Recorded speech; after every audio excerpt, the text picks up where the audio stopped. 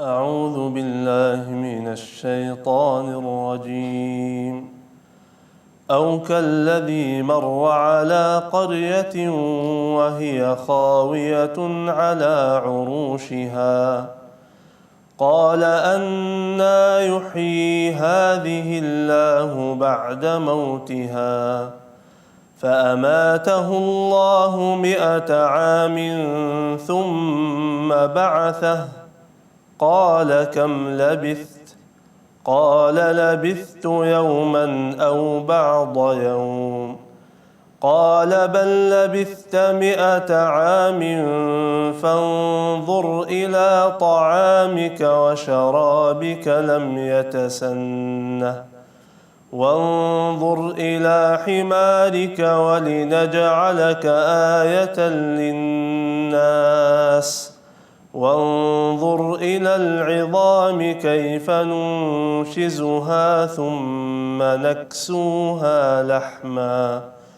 فلما تبين له قال أعلم أن الله على كل شيء قدير صدق الله العظيم.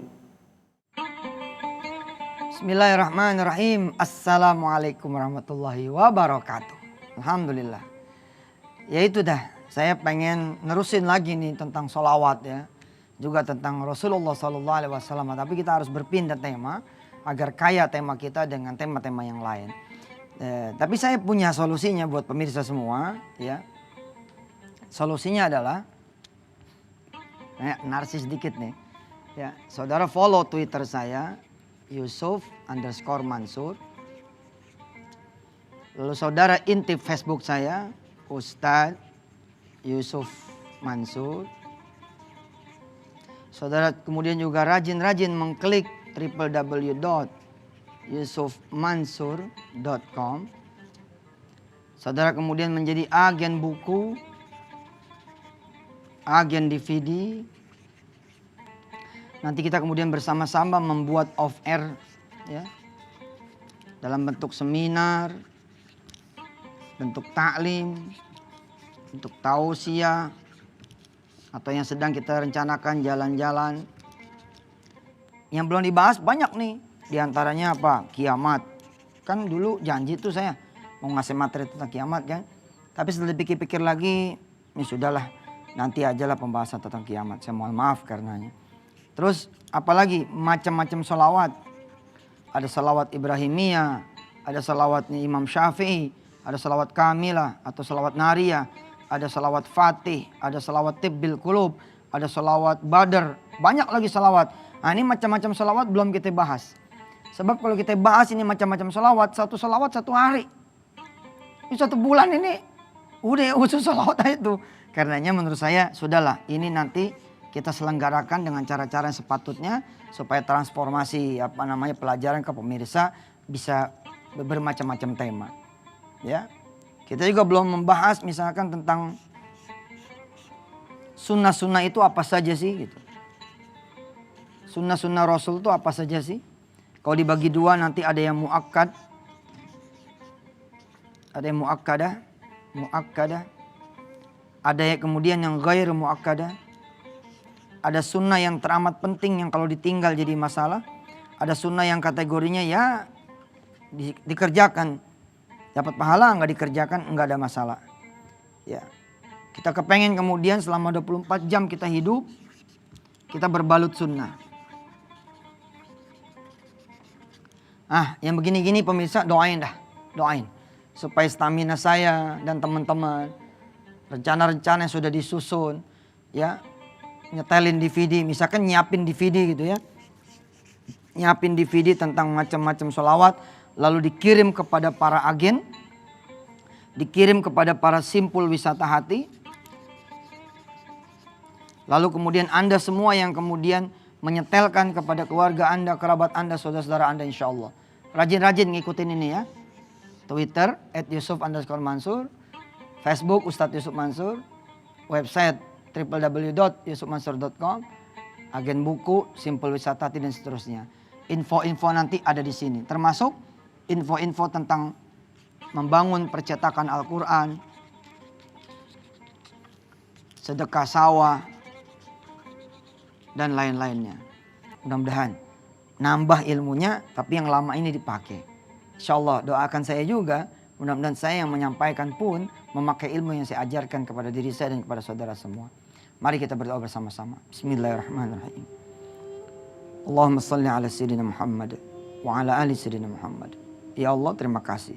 Engkau telah menganugerahkan acara pengajian, acara belajar, majelis ilmu. Maka ya Allah, jadikanlah acara ini manfaat buat kami, buat keluarga kami, anak-anak turunan kami, sahabat-sahabat kami, teman-teman kami, orang-orang tua kami, dan segenap penghuni alam ini ya Allah. Ya Allah ya Rahman ya Rahim. Terima kasih Engkau telah menghadiahkan kami ya Allah jalan untuk menuntut ilmu. Mudah-mudahan dengan jalan menuntut ilmu ini Engkau angkat semua kesusahan dan kesulitan kami. Engkau anugerahkan kepada kami ya Allah kabulnya hajat dan doa. Engkau hadiahkan kepada kami iman yang benar, Islam yang bagus, amal soleh yang meningkat, ibadah yang istiqomah, rizki juga yang luas, badan yang sehat, umur yang panjang lagi sehat dan taat. Kemudian ya Allah kami minta juga kepadamu ya Allah agar kami wafat dalam keadaan husnul khatimah. Engkau jadikan kubur kami lapang ya Allah menjadi surgamu.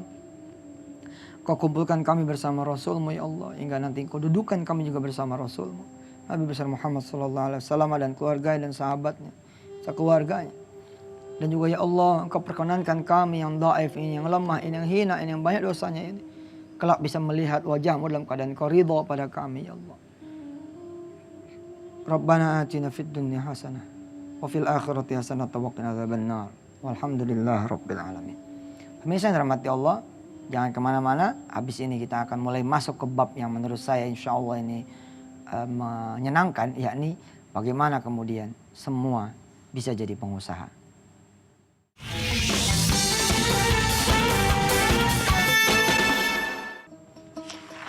Di bagian pertama ini,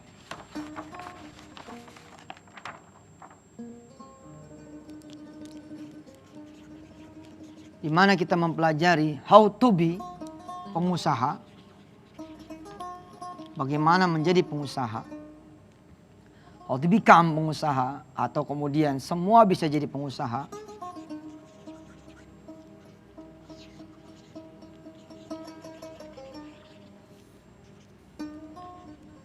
Di bagian yang pertama ini saya ingin mengingatkan bahwa tidak ada kedudukan yang lebih baik antara pengusaha dan pekerja kecuali mereka yang bertakwa pada Allah Subhanahu wa taala.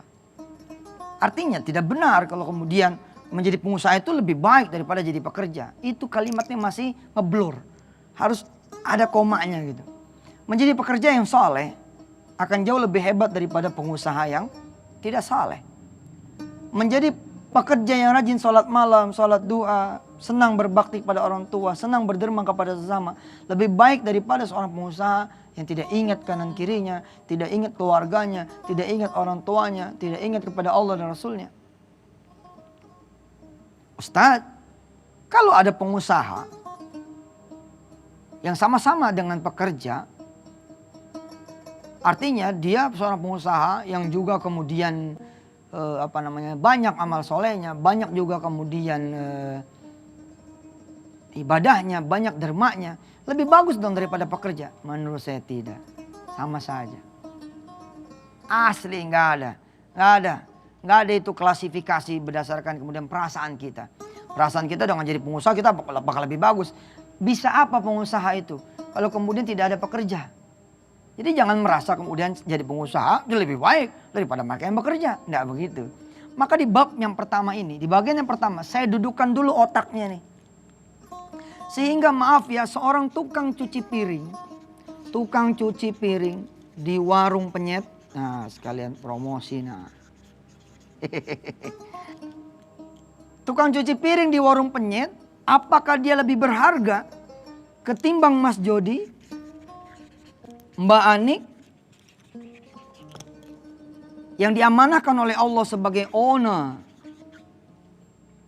Apakah kemudian seorang tukang cuci piring yang bekerja di warung penyet derajatnya lalu lebih rendah daripada seorang Mas Jody dan Mbak Anik yang diamanahkan oleh Allah menjadi seorang owner daripada warung ini sendiri? Jawabannya adalah tidak sama sekali. Kalau nggak ada yang nyuci piring bisa jualan. Pelanggan yang kami cintai, hari ini tukang cuci piringnya tidak masuk. Bila Anda berkenan, monggo cuci piring sendiri. Kira-kira gimana tuh? Kira-kira bagaimana? Artinya apa?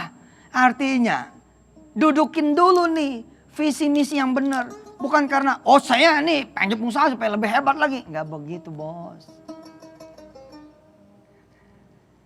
Bahwa kesempatan kemudian orang yang kalau jadi pengusaha bisa jadi lebih banyak lagi daripada pekerja, benar apa tidak? Ini pun saya benerin juga. Nggak bener juga. Emangnya seorang pekerja tidak bisa kemudian dia membangun masjid? Karena nggak punya duit begitu, seorang pekerja boro-boro bangun masjid. Bangun rumahnya dewek, nggak mampu. Bagaimana dia bangun masjid? Itu karena dia tidak tahu caranya. Tapi kalau dia tahu caranya, insya Allah seorang yang miskin pun bisa punya masjid. Di bab satu ini, di bagian satu ini saya ingin mengatakan hal yang ini. Maka tidak ada seorang pengusaha yang bisa menginjak seorang karyawan. Tidak ada seorang yang kemudian karyawan merasa lebih hina. Lebih gimana gitu. Aduh saya mah cuma karyawan kecil Ustaz. Gak ada, ini pikiran kita aja yang membuat kita jadi besar, kita jadi kecil. Kita jadi besar ya sombong, kita jadi kecil ya merasa nanti putus asa. Gak ada itu. Ini dulu didudukin. Ustadz sebagai kalimat motivasi bagaimana? Kalau sebagai kalimat motivasi boleh. Dorong semua teman-teman menjadi pengusaha. Insya Allah Indonesia lebih banyak lagi membutuhkan pengusaha-pengusaha. Karena jumlah pengusaha di Indonesia ini relatif masih sedikit. Sedikit, sangat sedikit. Lalu saya angkat topi deh tuh buat teman-teman. Ya kayak Mas Ipo, Mas Mono. Ya, teman-teman yang kemudian mendorong lahirnya pengusaha-pengusaha. Insya Allah kita sama-sama. Tapi izinkan saya kemudian di bagian satu ini benerin dulu. Supaya kemudian orang tidak gegap gempita meninggalkan dunia pekerjaan. Beralih kepada dunia pengusaha. Sementara hatinya tidak disiapkan. Saya termasuk yang tidak setuju gitu. Umpama begini. Kenapa ente mau berhenti dari kerjaan? Oh saya sudah ada usaha dikit. Saya juga sudah punya tabungan dikit. Lihat yang dia andelin. Usaha sama tabungan. Nanti ini jadi Tuhan. Jadi Tuhan. Manakala kemudian dia benar-benar berhenti. Lalu usaha ini tidak jalan. Tabungannya juga ditipu sama orang. Akhirnya apa? Kerja enggak, jadi pengusaha juga kagak. Lontang-lantung aja udah. Yang mesti disiapin di bagian bab satu ini dulu. Apa? Hati. Visi misi. Tujuan. Kenapa ente harus jadi pengusaha? Begitu kira-kira. Ustaz nggak menarik pembahasannya. Kan kalau mau menarik tuh ya orang dibikin jadi kaya, orang dibikin kemudian jadi sukses, orang dibikin jadi begini dan begitu. Justru menurut saya ini yang penting saudara. Saat ini bila saudara menjadi seorang karyawan pun, bila saudara punya hati yang bersih, tulus, ikhlas karena Allah, saudara menyadari bahwa saudara ada bagian besar dari satu unit usaha, maka insya Allah kedudukan saudara sama di mata Allah SWT dengan owner dari sebuah perusahaan, owner dari sebuah pekerjaan, owner dari sebuah perniagaan. Begitu saudara. Kalau sudah benar nih, nah mulai kita melangkah. Tapi saya pengen tetap usaha, saya kan pengen perbaikan diri. Iya saya bilang, iya perbaikan diri maksudnya bagaimana? Kalau cuma pengen beli mobil, nggak usah jadi pengusaha juga bisa punya mobil.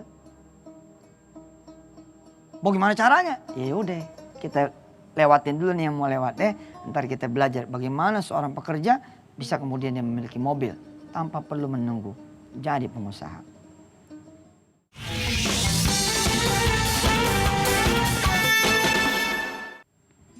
Bismillahirrahmanirrahim. Pemirsa, Rasulullah bersabda khairukum atau khairun nas anfa'uhum linnas.